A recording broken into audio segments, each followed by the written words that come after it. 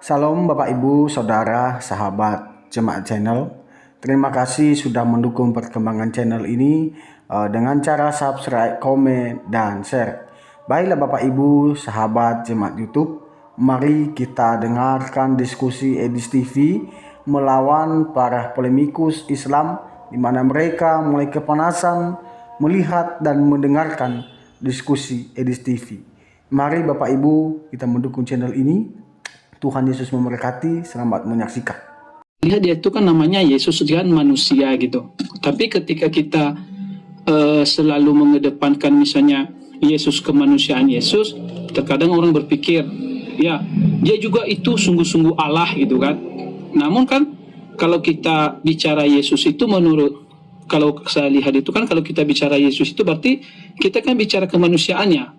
Kalau misalnya hubung koneksi, kalau kita bicara Yesus ya kita bicara firman yang sudah mengambil rupa manusia dong. Karena kalau tidak ada firman ya tidak ada Yesus. Kita tidak bisa melepaskan iya, itu. Betul. Iya betul. Tapi kan terkadang ada juga saya pernah baca itu katanya Yesus itu sungguh-sungguh manusia dan sungguh-sungguh Allah. Gimana dengan itu? Kolose 2 ayat 9, dalam jasmaninya berdiam sepenuhnya kealahannya. Itu ayat. Jadi dia beneran Allah dan beneran manusia. Allah sejati dan manusia sejati. Bahkan dia memiliki roh manusia, selayaknya kita punya roh. Firman itu yang sudah mengambil kodrat manusia. Jadi kalau kita bicara apa yang dinyatakan Yesus, ya itu berarti yang dinyatakan Sang Firman dan kemanusiaannya. Itu nggak bisa dipisahkan, nggak bisa on off, nggak bisa dimutilasi. Nah, ini kan yang sering terjadi itu kan seakan-akan nanti mereka terkadang ada juga itu yang membahas kalau kita bilang Yesus kan ada cerita kayak Bang Edis itu, dia kan cerita mengenai kemanusiaan Yesus, bagaimana Yesus segala macam. Tapi terkadang orang berpikir, ya ini nggak bisa, kamu ini saksi Yehova, kok bisa begitu cara pikirnya? Karena ini kan dia itu harus ada hubungannya dengan Allah, karena dia itu Allah sendiri, sesungguh Allah gitu. Tapi kalau misalnya kita juga terkadang berpikir, dia itu Yesus sungguh-sungguh Allah. Nah itu dibilang orang kan, itu kan oneness gitu. Jadi kan gimana dengan itu?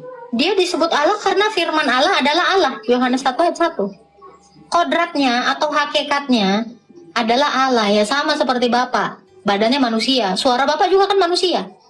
Nggak bisa dipisahkan, disebut jadi suara, maaf ya, suara kecoa gitu. Nggak bisa karena Allah itu kodrat. Kita kalau bicara Allah itu kodrat, bicara esensi, bicara zatnya. Itu Bapak itu baru panggilannya, anak itu panggilannya, seperti itu. Jadi banyak orang yang sebenarnya belum paham Tritunggal, makanya kalau dinarasikan seperti ini kalian akan kebingungan. Itu. Ya karena jadi Yesus disebut Allah. Oke, jadi Yesus disebut Allah karena dia firmannya Allah, satu di dalam Allah. Itu. Suaramu disebut manusia ya karena suaramu berasal dari diri kamu yang adalah manusia. Ya, artinya satu bagian yang tidak terpisahkan daripada Allah itu sendiri kan. Kalau dikatakan bagian yang tak terpisahkan itu agak jelek ya, seolah-olah Tuhan itu punya substansi, punya bagian-bagian gitu. Jadi mendiami gitu. Itu tidak bisa dibilang bagian, ya, tetapi hipostasis. Wujud Allah gitu. Gambar wujud Allah. Seperti itu. Ayatnya itu di Ibrani 1 ayat 3. Berarti betul lah kalau dikatakan bahwa memang Yesus itu kan manifestasi dari Allah itu sendiri. Bukan manifestasi dari Allah itu sendiri. Ini kata sendiri ini mubazir dan gak bermanfaat. Aku sering banget mendengarkan kata ya Allah itu sendiri. Kenapa Allah harus dibilang sendiri gitu? Padahal dia bersama-sama dengan Firman dan Rohnya. Itu ayat loh. Pada mulanya adalah firman, firman itu bersama-sama dengan Allah, dan firman itu adalah Allah. Tiba-tiba Allah sendiri.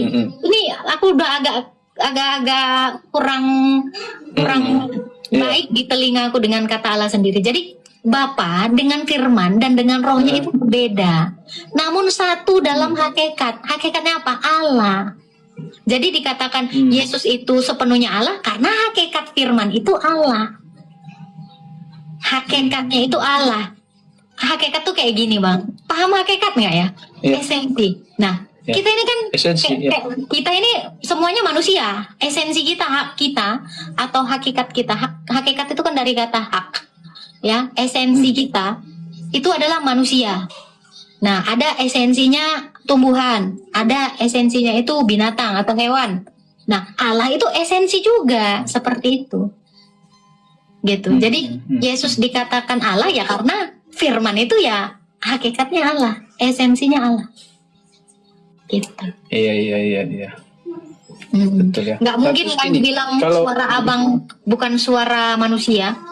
Nggak mungkin juga badan Ya, abang nggak disebut betul. badan manusia gitu. Nafasnya Ya, nggak bukan. mungkin lah. Iya, betul. Pasti manusia. Tapi jangan gini ya, karena banyak orang yang jadi mikirnya tuh gini bang.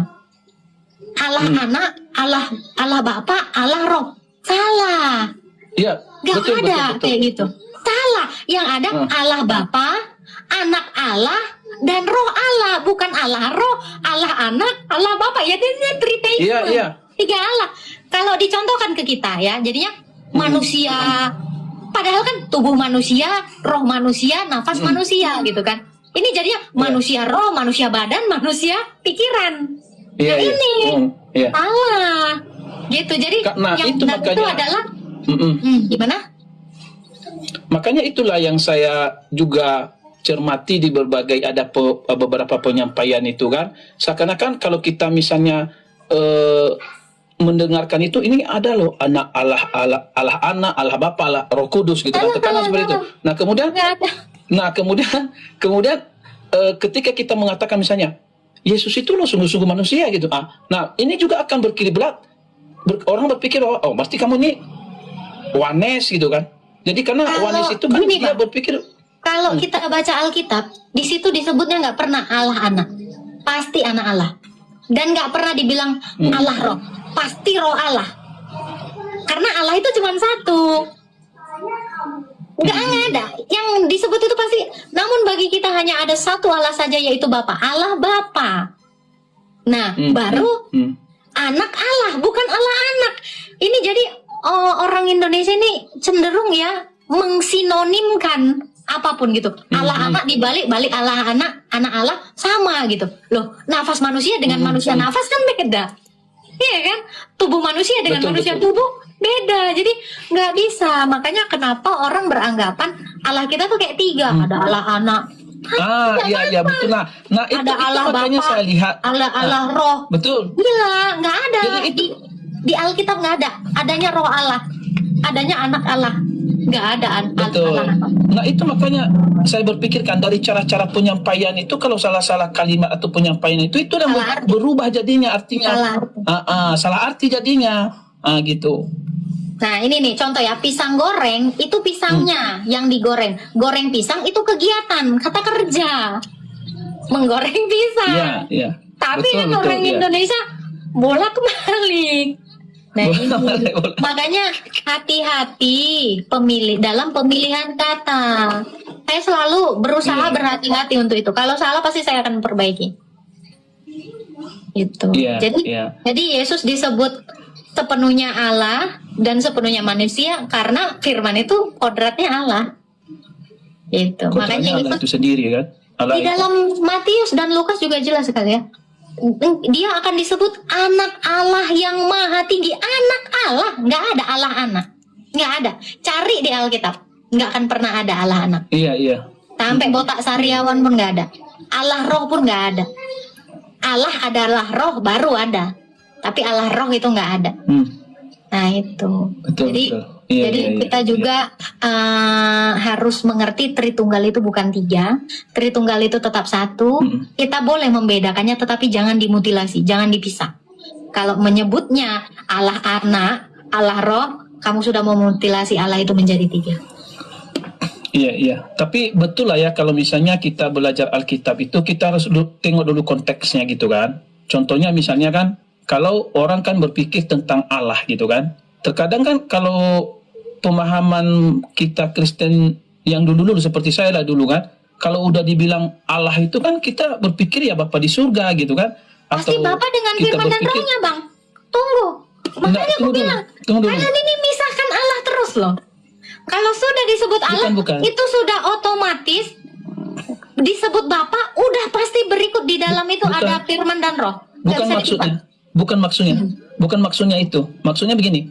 Kan sering kita belajar kan kalau dibilang Allah gitu kan, maka kita berpikir bahwa Bapa di surga. Oke lah, kita lihat apa itu kalau konteks mana kita ambil gitu kan. Karena terkadang kan kita melihat juga kayak misalnya Musa itu juga pernah dibilang Allah juga gitu. Ya kan? Allah gitu. Allah bagi apa namanya? Ini nggak belajar orang ini. Mesir gitu. Ini nggak belajar konteks ini. Enggak, makanya saya tengok, makanya gini, kita harus nengok konteksnya gitu. Gimana? Kalian itu memang saya pernah dengar ya, menukil satu narasi yang dia nggak ngerti konteksnya.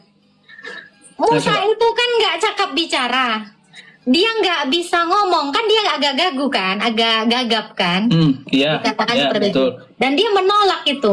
Terus Allah bilang, maju Musa, nanti perkataanku akan kutaruh kepadamu sehingga kamu menjadi Allah dan si Harun yang adalah imam saudaranya ini menjadi nabimu gitu loh. Seperti padahal ayatnya itu seperti Allah, engkau akan menjadi seperti Allah dan Harun menjadi seperti nabi gitu loh. Karena perkataan Allah ditaruh di mulutnya si Musa. Nah ini jangan dikatakan Musa disebut Allah, bukan.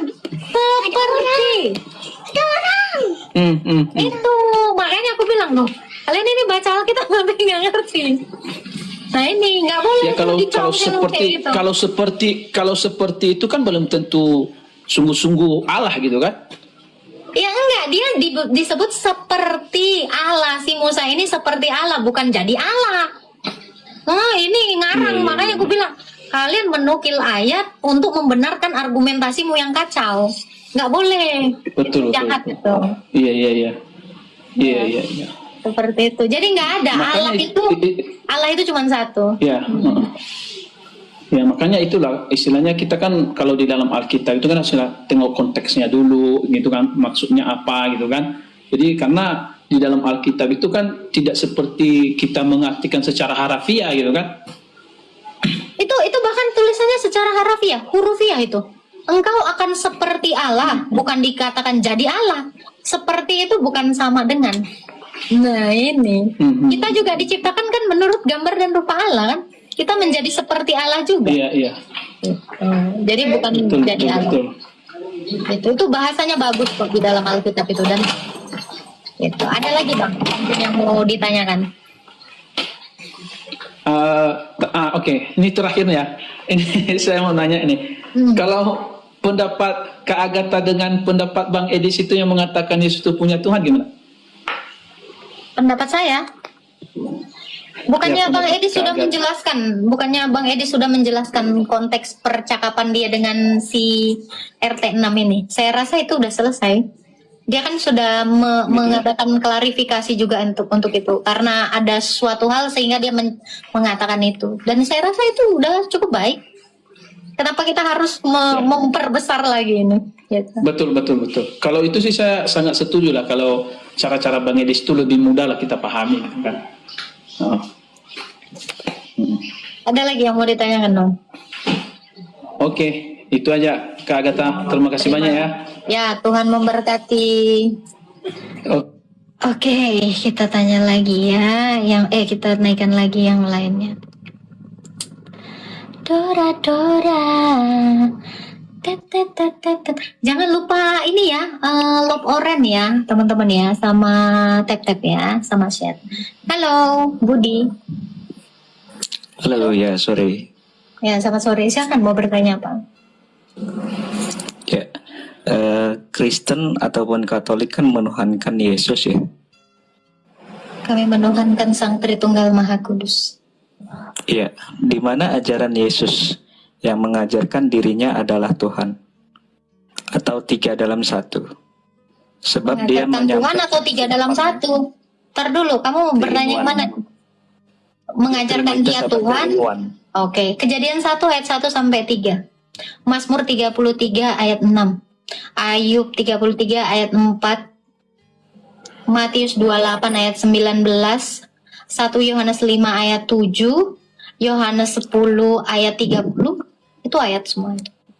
Hampir di tentang semua apa? ayat perjanjian baru itu menyatakan bahwa firman itu di dalam Sang Bapa. Oke. Bagaimana dengan Yohanes 17 ayat 3? Di situ pengakuan Yesus sendiri, dia mengatakan bahwa dia adalah utusan Nggak oleh ada. Bapa. Nggak ada. Berarti kan Yesus menuhankan Bapa dan dia itu hanya seorang nabi. Kenapa kalian tuhankan ya? Oke, utusan Yohanes itu 17 ayat 3. utusan itu apa sih artinya, Bang? Utusan itu ya sebagai utusan Bapa. Iya, utusan Kalau itu kami apa? menyebutnya Allah, kalau kalian kan Bapa atau Nggak, saya tanya Elohim utusan, atau saya nggak nanya itu, Bang. Allahmu nggak pernah disebut Bapa. Saya tanya utusan itu apa sih? Iya, Arti utusan. Utusan itu kalau dalam agamanya bisa disebut Rasul atau Nabi. Oke, Rasul atau Nabi. Utusan Berarti yang membawa firman. ya, berarti Bukan dia setan. firman. Berarti setan di Maryam 83 itu adalah Nabi atau Rasul kamu.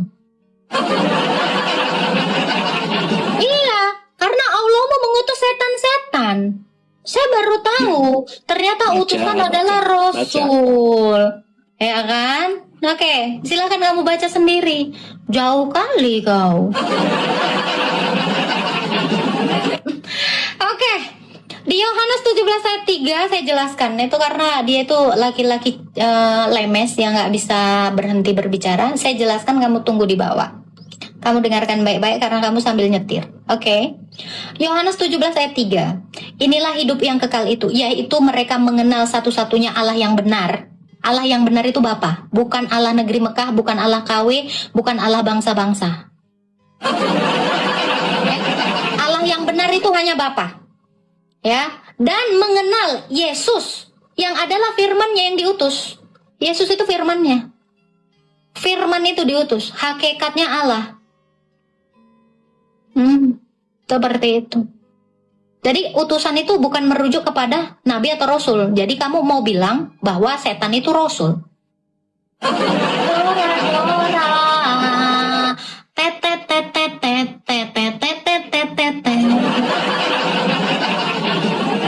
Makanya dibaca dulu Qurannya, Maryam 83.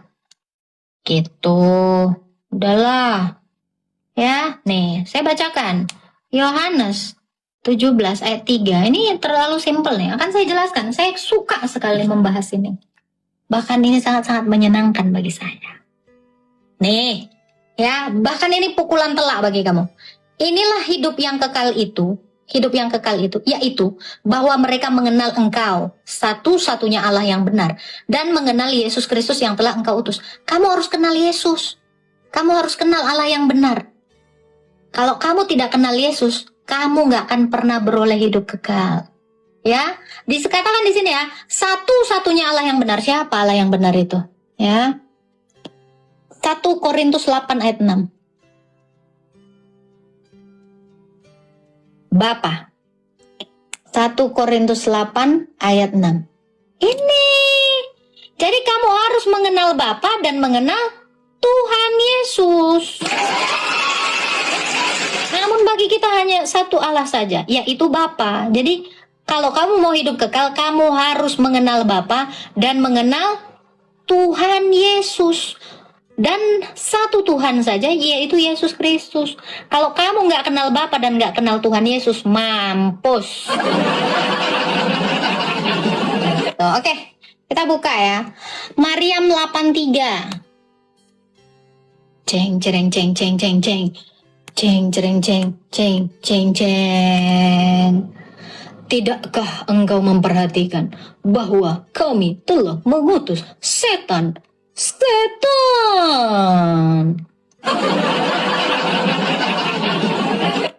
Dora.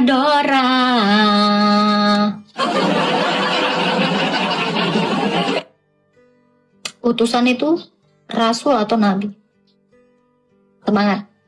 Anda ternyata punya rasul bernama setan. Pantas kamu suka kesetanan. Ternyata utusan Tuhanmu setan. Iya kan? Naik. Baik. Bapak Ibu, kita sudah dengar debat ini. Mari kita terus mensupport video ini dan juga mensupport channel ini dengan cara subscribe, komen, dan share. Baiklah Bapak Ibu, marilah juga kita merenungkan firman Tuhan sebagai penguatkan iman kita kepada Tuhan Yesus.